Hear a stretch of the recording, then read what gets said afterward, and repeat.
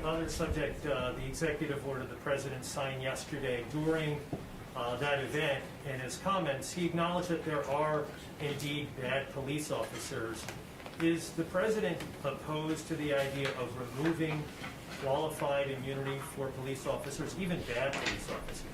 Yeah, so qualified immunity, let me note, is a total and complete non-starter. What qualified immunity would do is it would really enable the police in this country to do their job. That's in the Democrat bill, and I'd argue this, Democrats, they say defund the police, defund the police. We hear that from Congresswoman Ocasio-Cortez and Congresswoman Omar and others. Well, what does the Democrat bill do? By removing qualified immunity, what you're essentially doing is not allowing police to do their job. There would be a decrease in policing in this country. Our streets would not be safe.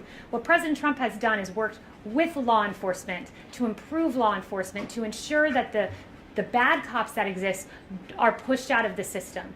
The overwhelming majority of cops are good, so we've got to address the handful that are bad, and that's what the president's order has done. But taking away qualified immunity would make the streets of this country a whole lot less secure.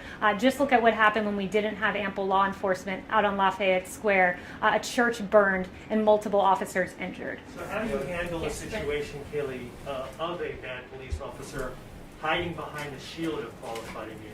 Look, I would note that also the court has litigated this pretty strongly. It's been adjudicated. The Harlow court, in that decision, Harlow, the Supreme Court, talked about achieving a balance between allowing victims to hold officials accountable while also minimizing the social cost to the whole, the cost of police officers, for example, pulling back.